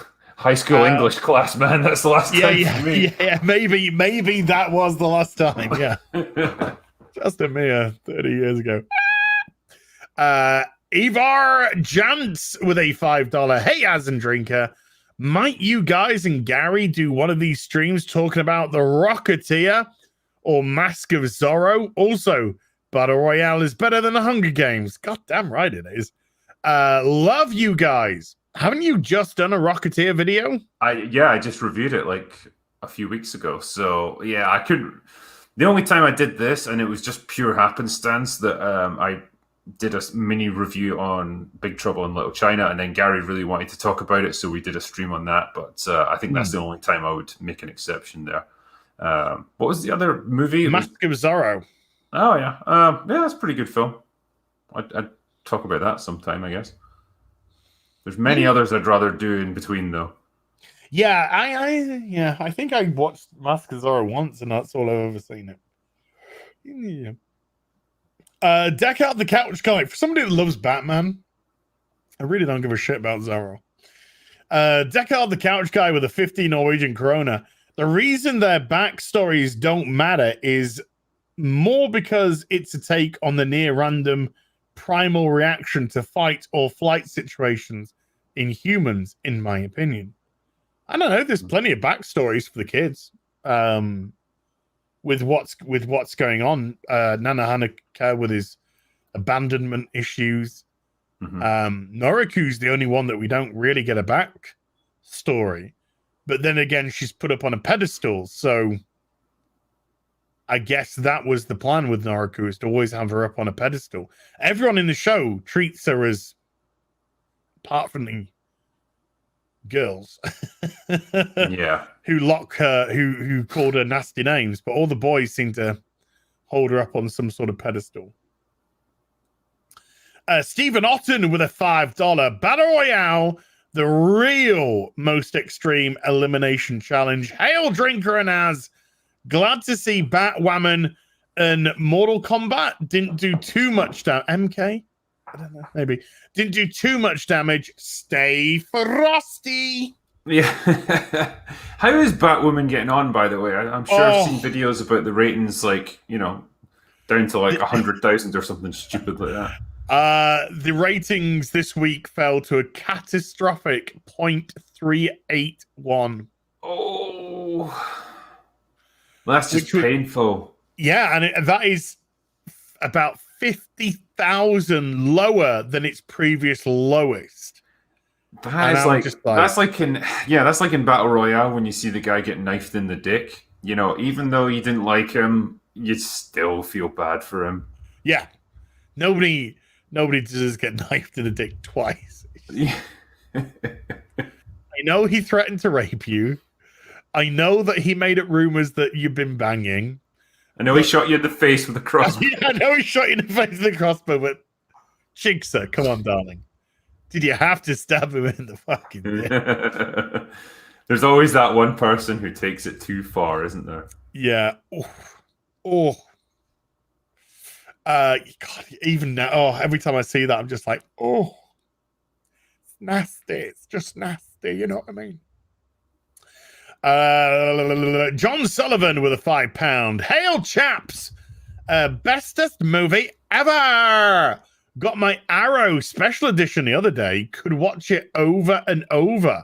Props to Arrow for the 4K transfer. Beautiful. Mark Man of 117. Marksman. We get there in the end. Marksman of 117B. Master Chief. With a $5. Would either of you guys consider a stream about the Chinese Netflix movie The Wandering Earth? Crazy setting with a solid story. Would love to see your takes. I know nothing about it, mate. I couldn't say. Yeah, I've seen this. I want to watch this. This does look interesting. Yeah, I do want to watch this. Yeah. Yeah. I'm gonna do that. I'm gonna watch this. Predator 1987X with a $5. I upgraded my membership as for your suffering of Batwoman. We don't deserve you, my friend. Hail, drinker! Excited to spend more money Wednesday. Lovely. What happens on Wednesday? I don't know what's going Wednesday. Oh, the toy stream. Right. I might have had a new toy arrive today. Oh, can you just see in the bottom right corner of my screen? I just see something very tiny. Oh, that's it. That's the teaser. That's all we're getting. That's the teaser for Wednesday. Well, you can see Tifa's arrived as well. We'll get Tifa out. Oh yeah, that's a good looking Tifa. Can you just move the Battle Royale box a little bit? No, otherwise I'm just going to start doing a DSP on stream. Yeah. Oh, the camera's on. Oh, it's been on the whole time. Oh, okay. Hi. Motorlicious with a $2. Another great day for Dogecoin. I don't know. I didn't buy any Dogecoin. Like how's Dogecoin getting on right now? I think it's doing all right, Yeah. I'm gonna look it up. Oh, okay. Canon Falderell with a $5. Nane! First, the Castle in the Sky video. Oh, I love that, dude. I love that video. That was so good. Now that was a pleasure to talk about. Hey? That was a pleasure to talk about that movie. I love that. I loved every minute of every minute. I am pretty sure that is the cartoon that I watched when I was a kid that I was just fascinated with. I'm looking at. By the way, I'm looking at Dogecoin. By the way, yeah, they've gone way up. What's it on now? 0.31. Okay, so it's sort of hovering. It's been higher. Yeah, but I mean, it's it dropped slightly and then it recovered. So yeah, generally it's on the up. It's doing all right. I'd like to do more Studio Ghibli animes. I love Studio Ghibli. Love it. I'd really like talk about Spirited Princess Away. Mononoke. Yeah, Spirited Away is fantastic. I love Howl's Moving Castle as well. Kiki's Delivery Service. Yeah, I love them all. I love them. There's another one that's and it's not a Studio Ghibli one, but it's called Metropolis. I think it's from 2003. Yes. That movie is just beautiful. Brilliant movie. Ghost in the Shell. Yep, Ghost in the Shell. Look at us talking as if we're anime nerds and we're just naming all the mainstream ones. Well, the super chat just ends with, "Are you trying to turn Drinker into a weebo?" Yeah. I think he did it to himself. You know. Harry Blackwell with a £5. Hail as and Drinker. Have you guys watched Invincible? And what did you think? I bloody loved it, says Harry.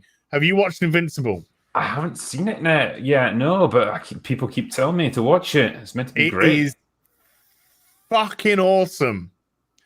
8 episodes in the first season. It's been, I think, renewed for 2 more seasons.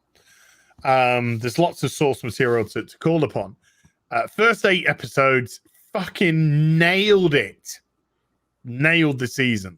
Wow. And the finale this week, I was like, are they going to be able to, to live up to what's been happening? Woo! Yeah, baby. The finale was fucking nailed like a perfect. Wow. Need to give that a watch then. So what service is it on? Amazon. Oh, okay. If you've got an Amazon Prime, it's free to watch. Yeah, no, that's fine. Yeah, it's great. I have maybe invested and purchased the first issue of Invincible from 2003. Good investment. Hasn't fucking arrived yet, though. Frozen in the 80s with a $10. Angry Baby and the Drinker. Sounds like a WWE tag team. As I almost drove my car off the road when you said twat waffle during your Falcon and Winter Soldier review. You were 100% correct, sir. That was such a terrible show, wasn't it? There was a show. I thought you did a great video as well. I turned it over in my head, all the different ways I could approach it. Yeah. Do I want to just rant about it, or do I want to make fun of it? And then this just came into my mind. I thought, nah, I'm just gonna go sarcasm mode, engage. Yeah. When you do those sarcastic ones, like, Captain Marvel's the greatest movie of our time, and stuff like, stuff like that, they are so funny to listen to, because it's like every line's got to really be a humdinger, and it's just hilarious to watch. I think that's the only well, not the only, but I mean, that's a hot toy I haven't pre-ordered, and I don't think I'm gonna pre-order. Yeah.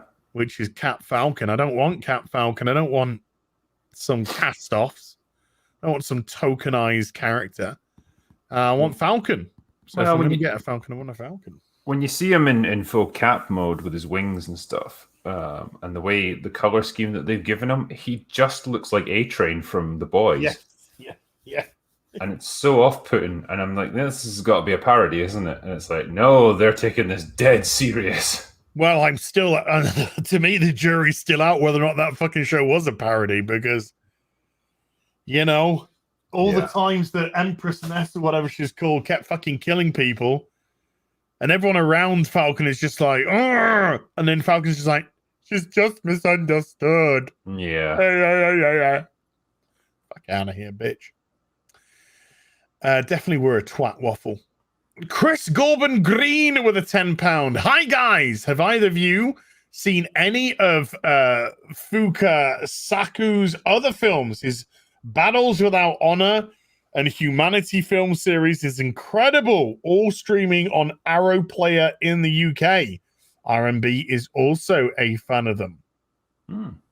I've seen a lot of tartan cinema in my time, to the point where I've watched so much I don't know what I've watched. Yeah.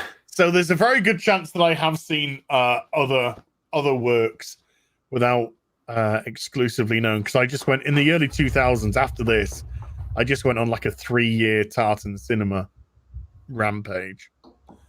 Old Boy, God. Oh, classic movie. Korean, that one. That's Korean, isn't it? Old Boy. Yeah, great film though. Oh, jeez, man. Well, yeah, you start with Tartan cinema, it just takes you everywhere. It takes you, Korea, and you often find that a lot of the great stuff was Korean. A lot of really, really good stuff is Korean. Cannell's $1,000 anal adventures. Okay. With a $2. As you make my bum smile. Also, hi, drinker. Hi. I am so honored. And that's followed up by View of Uranus with a $5. Hunger Games was just a straight ripoff, huh? Well, Hunger Games was a god-awful PG-13, type of ripoff, which just makes it even worse. Because it was based on those, like, a bunch of YA novels, wasn't it? And so it's got that schlocky, unimaginative sort of air to it anyway. And it's just a teen romance story, essentially, with a bit of half-hearted killing in between. I don't even know if there is any. I don't even recall. I can remember watching the Hunger Games. I've only ever watched it once. That's the only time I'm ever going to watch it. Does anyone actually die? It's just weird because they suddenly they were just, it's like one person wins or whatever. And they just got these massive groups have come together and they show it. It's just like, what? I for some reason, I always associate the Hunger Games with the Twilight movies. Like they're about the same caliber for me. Yeah. And just, they're kind of equally shit. Yeah, I did not like the Hunger Games at all. They were just garbage. Justin von Allman with a $5. As with the sexy hair. Goddamn right. And drinker, you sumptuous scallywag. Hail Gina Carano, and thank you for improving my Monday. Oh, thank you for the kind words. Glad we can help. Yeah. Deckard the Couch Guy with a 20 Norwegian kroner. Thanks for reminding me. Here's a kink shame as... I don't even know what my kink is. The shaming. But you wouldn't be ashamed of it even if you did. No, I would be proud. I'd be like, meh, Embrace the kink. Embrace it, Fucking hell. You gotta get into it, dude. Joel Reyes with a €2. Off topic. Have you guys seen Equilibrium? Yes. Yes. Good movie. Yeah. Christian Bale doing a bit of gun kata. Didn't get the credit it deserved because everyone sort of saw it as a bit of a Matrix ripoff. Yeah. So it never kind of got the credit it truly deserved. Sean Bean dying for a change. Sean Bean dying? I know, imagine it. Imagine that. I don't even know if I've seen a film where Sean Bean hasn't died. Yeah, I'm struggling.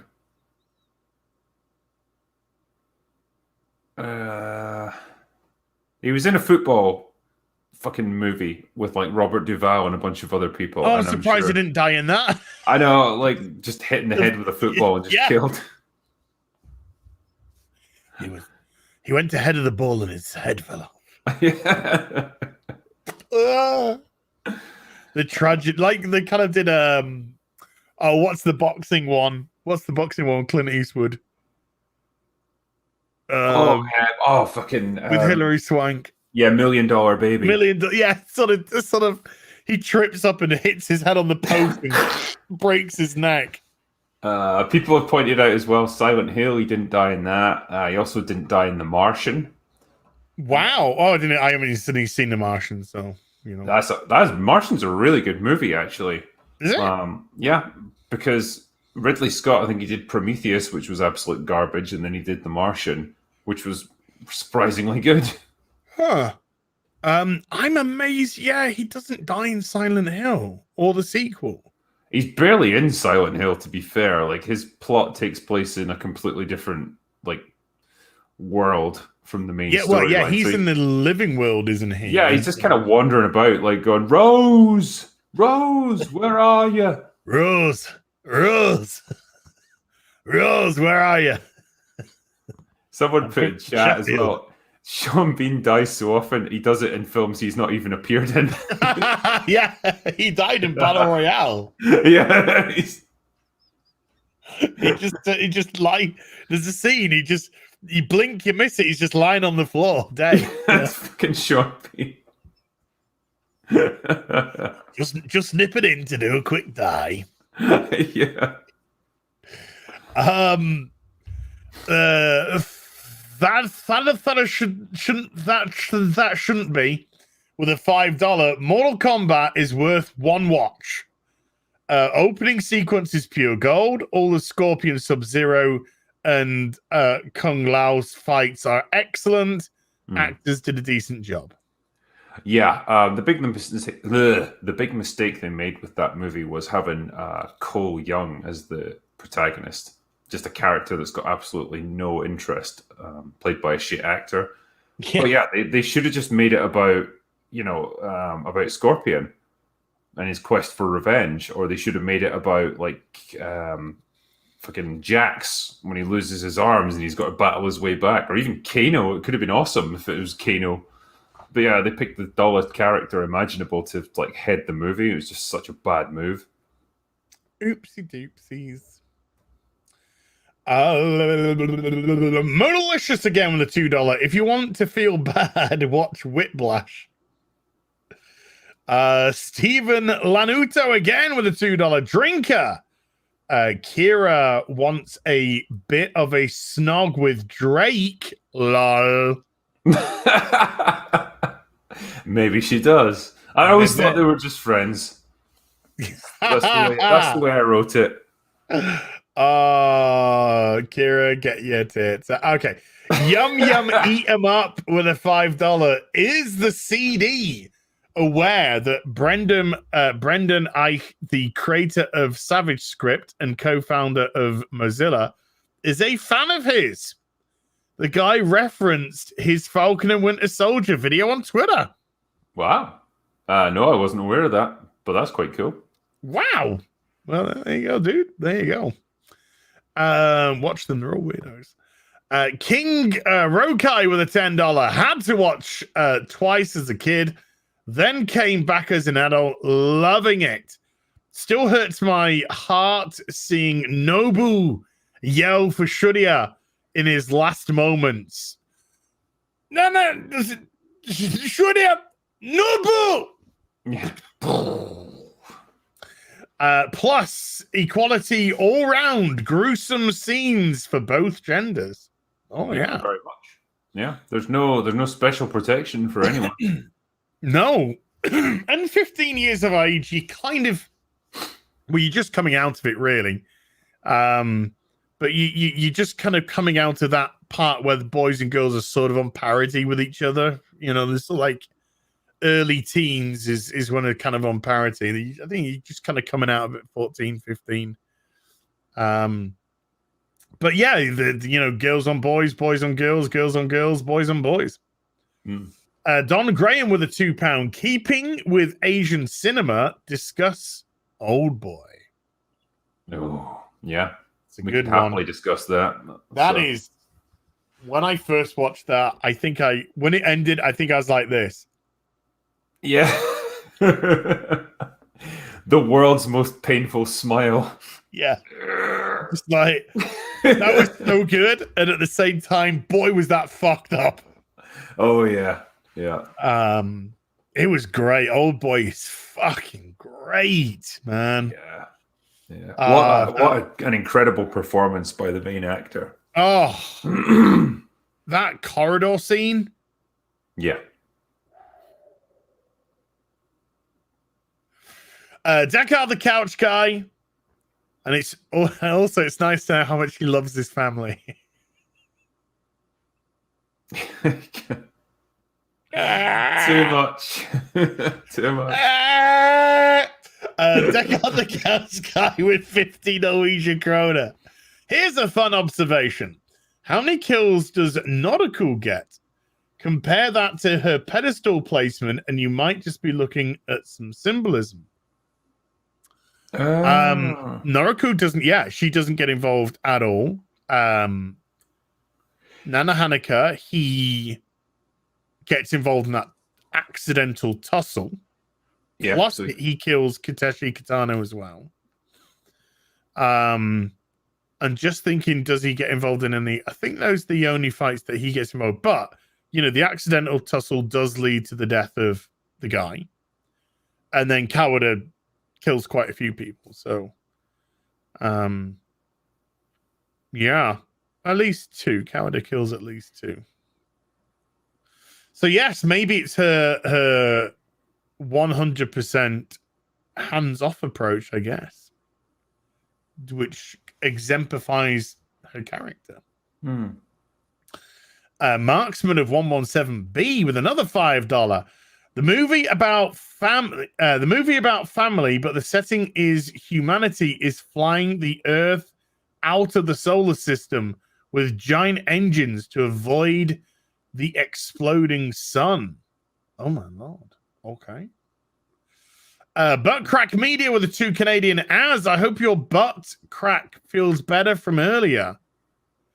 Oh yeah, I woke up with horrendous shits this morning. Oh.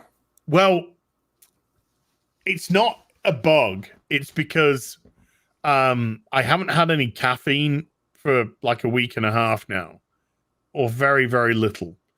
And yesterday I kind of overdosed on caffeine. Right. And so this morning when I woke up, I was literally pissing out my ass. That's not a good way for any man to start his day. No, especially when you then got to go into the office and watch Batwoman. Yeah, I mean that's just going to trigger it again, isn't it? Well, I mean, I then it went front first. Yeah, is that a situation you got to squat in the bath and just get naked? Just let it come out both ends. Both ends. I've had that before as well. I've had that before, and it's the most horrendous. Caught it off my friend's fucking newborn baby. Newborn fucking baby gave me the fucking shit runs. Yeah, they're just time bombs waiting to go off, aren't they? I know, little bastard kids. Oh, this week's episode, dude. Fuck off. I know. I haven't watched it since the start of season 2, and I feel so happy about that. Like my life is just so much more peaceful. It's great. I would feel happy, but these fuckers don't. Guys, just talk amongst yourselves for a bit. These fuckers here, right? They're just like, please make us the videos, It's so funny, and I just they don't understand the toll it takes. They really don't. I don't understand. And there's more than 13 episodes this season. There's at least 18 episodes. It's never, ever going to end. This show will outlive all of us. This show is going to outlive Darkside Phil. Wow! Yeah.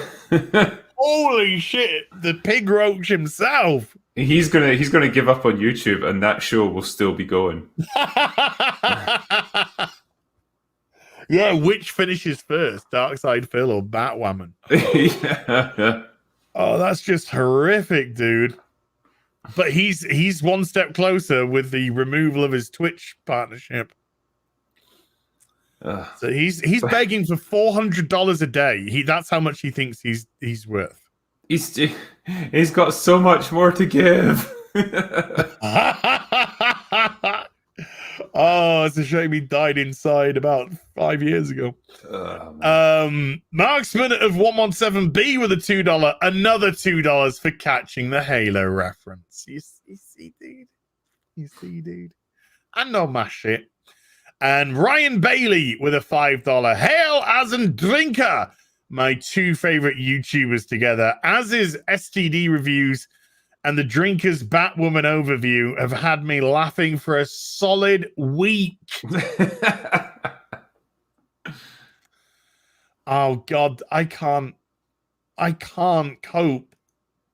Oh, I think Discovery's on hiatus. I think it's been shut down due to Coof at the moment. Yes, it has, because they film in Pinewood, don't they, in the UK? But it's not shut down completely. You're just delaying the inevitable. It'll be back. Season 4s are coming. I think it's Picard that's shut down, because I'm sure they had to siphon funds out of Picard to finance Discovery. Well, I don't think they're getting that Netflix money anymore, so... Yeah. Or it's vastly reduced now, because I think the deal was for 3 seasons. And after what I think Netflix have seen, if they have renegotiated, it's probably not been very well for CBS. Yeah. And rightly who are so. still looking for international distribution for some shows. That's a great. You got the Star Trek brand, and you can't sell your product abroad because no fucker wants it. I know. I mean, imagine struggling to sell the rights to Star Trek. Jeez. 10, 15 years ago, that would have been unthinkable. And now nobody wants to watch. Nobody wants to pick up their shit. Would you like Picard season 2? No. But they've botched all that up, because what's Q going to be talking to? An android? Yeah. You're not going to be talking to Picard. Picard's dead. Yeah. Now he's just an old android. Yeah, no, he's just an old android with a facsimile of his personality. Yeah, it's so shit. Deck out the couch guy with a 20 Norwegian kroner. It's not a bug, it's a feature. It's a feature. You got a feature off that, baby. Yeah. And then with another 20 Norwegian kroner, as is Purgatory, we're it. Yeah. Yes, you are. You're never going to escape. No, I don't think I ever will from these guys. Let's have a look at some new memberships. We have Stephen Crane, who became a Jedi Master today. Thank you very much indeed, dude. Well and done, Predator 1987X became a Jedi Master and upgraded that during the stream. So thank you very, very much, the pair of you lovely ladies. I think that's a great succinct 2 hours, 2 and out, dude. I know. God, you're way more efficient at this stuff than I am, man. I drag on for hours. It's because I've done 2 videos today and I'm fucking knackered. You're like, I just want this to end so I can go to bed. Yeah, I just want to sleep. I just want to sleep. No, it's this week's going to be crazy. I think I've got 3 fucking streams tomorrow. Oh shit, man! If I do 3 streams in a week, I consider that like a busy week. Yeah, normally I do. Yeah, it's all right. I think I got the Real BBC, and then from the Real BBC, I'm going to be heading into where am I going first? Hold on, where am I going to go first? I think it's Lorena first, and then I think I'm going into an Australian stream after that. So that's going to be a nice busy day. And then Wednesday is Hot Toys. Or in this week, we're actually at Robert's channel. So we're on... so I've got that on Wednesday, fully articulated. Thursday, I might be free. Please. And then Friday. Friday is Friday Night Tights Day. Oh, do you hear, by the way, that Kevin Feige said that they cut Doctor Strange was written out of WandaVision? Really? Why? I haven't read the article. I've just seen the headline. Because he would have just like fixed everything within like the first episode. Well, he was. I don't know, because the show said, "Hey, you're more powerful than a Sorcerer Supreme. His sequel isn't out, and we're shitting all over him." Yeah. Yeah, thanks, Marvel. That's great. Quick Riff Magos slipping this in with a 5 Australian. Hail as and drinker. All you need is Gary, and it'd be a real party. Drinker, we just need a Disney-related line from you. Fuck off, mouse.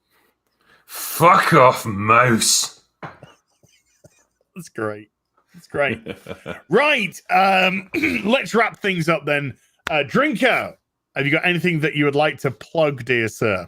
Well, I just did a video on my channel today reviewing Mortal Kombat. I'm going to be doing a video on my second channel tomorrow or the day after, where I'm going to review a Vietnam War movie with Gene Hackman called Bat 21, which is a fucking favorite of mine that no one fucking knows about anymore. But it's an absolutely brilliant movie about a guy who gets shot down behind enemy lines and he's got to try and make his way out. So it's a really good film, and I'm looking forward to talking about it. So that's what I've got coming up at the moment. Lovely jubblies. Massive thank you to everyone who turned up and listened to us talk and gush about one of the greatest films, I think, of all time. Massive thank you to everyone who hit the super chat button and hit the membership button. I really appreciate you supporting the channel. Mods, I don't know if there were any mods, but if there were mods, thank you. But chat's just been beautiful anyway, so God bless. And we will be back with some more stuff very soon. So you take care, everyone, and bye for now.